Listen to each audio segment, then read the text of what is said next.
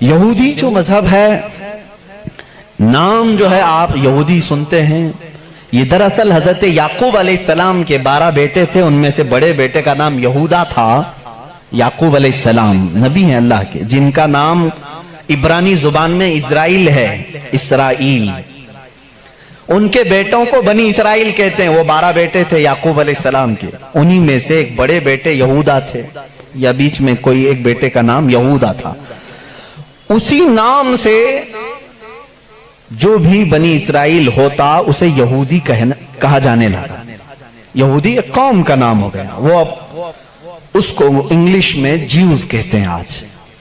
Jews یہ دنیا کی شریر قوم ہے، بڑی شریر قوم ہے۔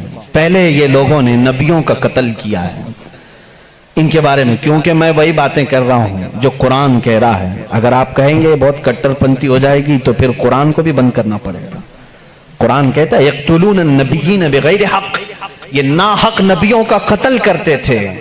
جب قرآن ان کی باتیں بیان کر رہا ہے تو میں کیوں نہ بیان کروں؟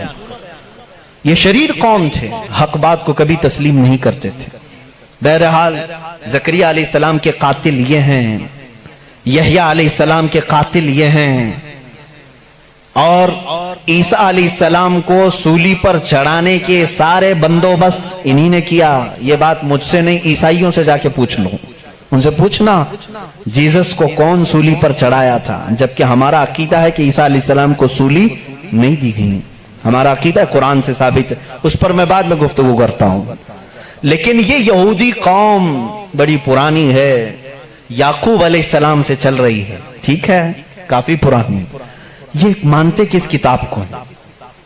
کسی بھی دین کو، کسی بھی مذہب سے ہم کو اگر بات کرنا ہے تو اس کی جو مقدس کتاب ہے اسی سے بات کرنا۔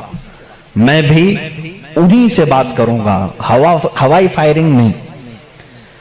جو مقدس کتاب تمہارے نزدیک ہے اسی کی باتیں اگر میں رکھتا ہوں۔ یہاں محفل میں اتنا وقت نہیں ہوتا، تھوڑی تھوڑی جھلکیاں میں دے کر کے جاؤں گا تاکہ جو ریسرچ اسکالر ہیں وہ اس کو آگے بڑھائیں اور پھر اپنی تحقیق سے لوگوں کے سامنے یہ باتوں کو لائیں۔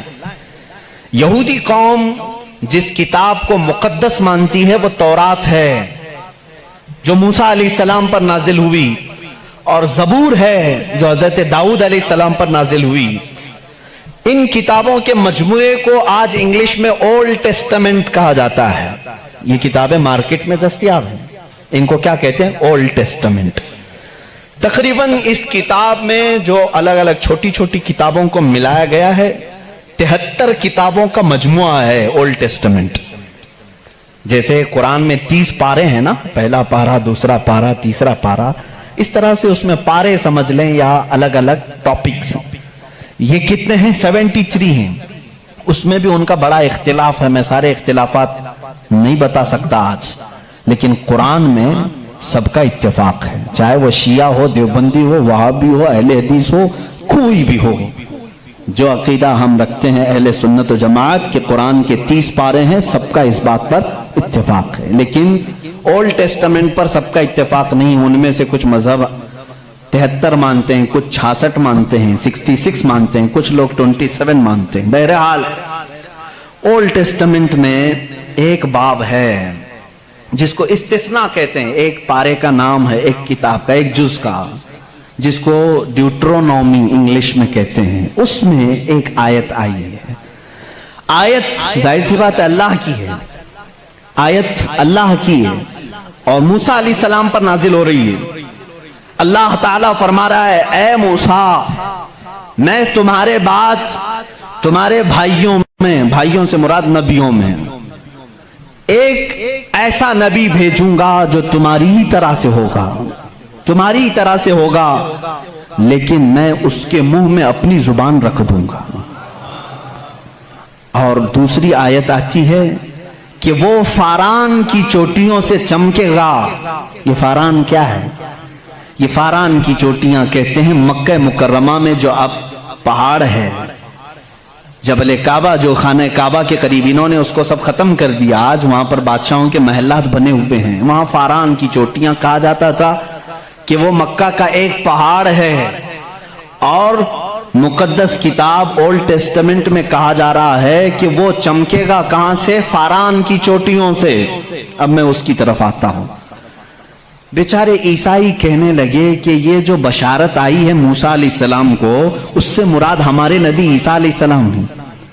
ये मुंह मियां मिट्ठू बनते हैं। इस तौर पर अल्लाह ने क्या फरमाया? ऐ मूसा, मैं तुम्हारी ही तरह एक रसूल भेजूंगा। तुम्हारी ही तरह से मुराद क्या है? ईसा अलैहिस्सलाम मूसा अलैहिस्सलाम की तरह बिल्कुल नहीं थे, क्योंकि मूसा अलैहिस्सलाम की माँ भी थे, बाप भी थे। ईसा अलैहिस्सलाम की सिर्फ माँ है और बाप नहीं है। अगर माँ और बाप वाला कोई रसूल है तो वो मोहम्मद अरबी सल्लल्लाहु अलैहि वसल्लम, मेरे आका की माँ भी हैं, बाप भी हैं। मूसा अलैहिस्सलाम की तरह ईसा अलैहिस्सलाम नहीं हो सकते। ये मैं क्रिश्चियन से कह रहा हूँ, ईसाइयों से कह रहा हूँ, जो ये कहते हैं कि मूसा की बशारत में हमारे नबी का जिक्र आया है। मैं कह रहा हूँ नहीं, इसलिए कि मूसा अलैहिस्सलाम की शादी भी हुई थी, बच्चे भी हुए थे। ईसा अलैहिस्सलाम की शादी भी नहीं हुई, बच्चे भी नहीं हुए। वो 33 साल की उम्र में आसमानों पर उठा लिए गए। लेकिन अगर मूसा अलैहिस्सलाम की तरह शादी और बच्चे वाला कोई रसूल है, वो मोहम्मद अरबी सल्लल्लाहु अलैहि वसल्लम। शादी भी किया है आपने, बच्चे भी फरमाए। और दूसरी आयत जो मूसा अलैहिस्सलाम से ये कही गई कि वो फारान की चोटियों से चमकेगा, मेरे अजीजों, इसका मिस्दाक कोई दूसरा नबी हो ही नहीं सकता। मैं आपको तारीख बताऊं, फारान कहां है? मक्का में है। आदम अलैहिस्सलाम से लेकर हुजूर अकरम सल्लल्लाहु तआला अलैहि वसल्लम तक 1,24,000 कमोबेश नबी आए, लेकिन उनमें से एक भी नबी मक्का में नहीं पैदा हुए सिवाय मोहम्मद रसूलुल्लाह। कोई नबी मक्का में नहीं पैदा हुए, सिर्फ मोहम्मद अरबी सल्लल्लाहु अलैहि वसल्लम। मेरे आका सल्लल्लाहु अलैहि वसल्लम 40 साल तक मक्का मुकर्रमा में खामोश रहे, अपने अखलाक को, किरदार को इजहार करते हुए। लेकिन 40 साल की उम्र के बाद जब अल्लाह की वही आई, कुरान की आयतें आई, तो सबसे पहले मेरे आका सल्लल्लाहु अलैहि वसल्लम ने पूरे मक्का वालों को एक दावत देकर जमा किया था। कहां जमा किया? यही फारान की चोटियों में। यह पहला मजमा है, पहला जलसा है मेरे आका का। उसी जलसे में मेरे आका ने सबसे पहली मर्तबा ये ऐलान किया, ऐ मक्का वालों, मैं मोहम्मद अल्लाह का आखिरी रसूल हूं। हुजूर अकरम सल्लल्लाहु तआला अलैहि वसल्लम का ये फरमान आलीशान ही, जिसको मूसा अलैहिस्सलाम की तौरात में कहा गया कि वो फारान की चोटियों से चमकेगा। अल्हम्दुलिल्लाह, वो रसूल फारान की चोटियों से जो चमका, वो आज तक चमक रहा है। चमक तुझसे पाते हैं सब पाने वाले, मेरा दिल भी चमका दे चमकाने वाले। बरसता नहीं देख कर अब्र रहमत, बदों पर भी बरसा दे बरसाने वाले। या रसूल अल्लाह, मैं मुजरिम हूँ आका, मुझे साथ ले लो कि रस्ते में हैं जा बजा थाने वाले हैं, हमारे तो रोड पर ही हैं। बहरहाल या रसूल अल्लाह, हमको अपने साथ ले लें, जा बजा हैं थाने वाले तो समझते होंगे। आला हज़रत ने शेर में जिक्र फरमाया। बहरहाल एक ओल्ड टेस्टामेंट की एक ही बात मैंने कही, ज्यूज से ये पूछें जा करके कि ये जिक्र आया है मूसा के बाद एक नबी आने वाले, वो कौन से नबी हैं? उनकी ये सिफत बयान की गई है ड्यूट्रोनॉमी इस्तिस्ना में। ओल्ड टेस्टामेंट में ये जिक्र आया है, वो कौन है, वो कौन सा रसूल है, आखिर तुम ही बता दो। वो आज तक नहीं बताएंगे। वो कहते हैं कि शायद आने वाला है, इस रसूल के बाद अब कौन और आने वाला है, अब कौन आने वाला है? चलो इसको नहीं मानते। दूसरी बात मैं कहता हूं, सुलेमान अलैहिस्सलाम को भी ये बहुत मानते हैं। कौन? ज्यूज, यहूदी, जिनको इंग्लिश में सोलोमन कहा जाता है। सोलोमन, हजरत सुलेमान अलैहिस्सलाम को ये सोलोमन कहते हैं। एक किताब यहूदियों के पास और मुकद्दस है, songs of Solomon. Songs of Solomon का मतलब हजरत सुलेमान अलैहिस्सलाम जो मुनाजात करते थे अल्लाह की बारगाह में, वो अशार होते थे इब्रानी जुबान के। जैसे हम कहते हैं या इलाही रहम फरमा मुस्तफा के वास्ते, ये दुआ है ना।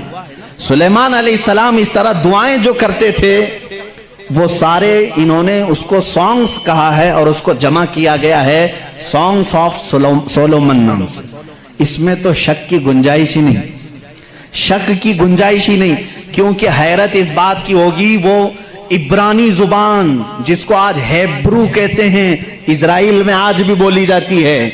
ये इजराइल जो देख रहे हैं ना आप, जो नासूर है, कैंसर का फोड़ा है पूरे दुनिया के बीच में, यही इजराइल की बात मैं कर रहा हूं। ये آج بھی جو بولی بولتے ہیں وہ ہیبرو ہے، ہیبرو اس کو عبرانی کہتے ہیں. اس زبان میں آج بھی سانگس آف سولومن، حضرت سلیمان علیہ السلام کے مناجات میں یہ لکھا گیا ہے، سب سے پیارا، سب سے مبارک، سب سے شان والا، جس کی اللہ کے ہاں پہنچ ہے، جس کی اللہ کے ہاں مرتبت ہے، اس کا نام محمد ہے. یہ کون کہتا تھا؟ سلیمان علیہ السلام. اور نام لفظ محمد آج بھی موجود ہے عبرانی زبان میں، آج بھی لفظ محمد، اور اس کے ساتھ لفظ ام آیا. ام کہتے ہیں بڑا محترم شخص جس کی سارے لوگ عزت کریں. سلیمان علیہ السلام کہتے ہیں وہ ام ہے، ام ہے. ام کا مطلب ہیبرو میں ہے سب سے زیادہ عزت والا. اور سلیمان علیہ السلام نے وہ کر کے بھی دکھایا. وہ تخت پر جو بیٹھتے تھے سلیمان علیہ السلام، اس تخت کو جب آپ حکم دیتے ہواؤں میں اڑ تو وہ اڑنے لگ جاتا. جہاں کا آپ کو سفر کرنا ہوتا آپ سفر کرتے تھے. اور وہ تخت ایسا نہیں کہ ایک اڑن تشتری ہے چھوٹی سی، بلکہ اتنا بڑا تخت تھا کہ آپ کے دائیں جانب 500 نبی اس زمانے کے بیٹھتے تھے، بائیں جانب 500 اولیاء امت بیٹھتے تھے. اور وہ تخت جب اڑتا آسمانوں پر ہواؤں کو اللہ نے ان کے لیے مسخر کر دیا تھا، اور وہ جس طرف حکم کرتے اڑتا تھا. ایک مرتبہ یہ بھی اسرائیلی روایات میں بھی موجود ہے، سلیمان علیہ السلام اڑتے ہوئے جا رہے تھے یہی تخت پر بیٹھے ہوئے، اچانک آپ نے تخت کو نیچے اترنے کا حکم دیا اور سارے لوگوں سے کہا پیدل چلو. تخت اٹھا کر لے جایا گیا، پیدل چلنے لگے. بہت لمبا عرصے تک، لمبی مسافت پیدل چلنے کے بعد پھر آپ سوار ہوئے، پھر سب کو سوار کر لیا. پھر ہوا کو کہا کہ اس تخت کو اڑا لے جائے فلاں سمت میں. مصاحبین نے پوچھا اتنا لمبا، یہ اتنی لمبی مسافت آپ نے پیدل چلایا صرف ورزش کرانے کے لیے نہیں؟ سلیمان علیہ السلام نے جواب دیا میں اس لیے تخت کو نیچے اتار دیا کہ یہ وہ زمین ہے جہاں آخری نبی آنے والا ہے.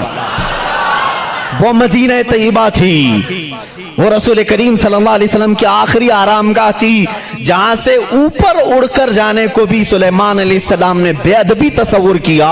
اور اسی لیے وہ اپنے سانگز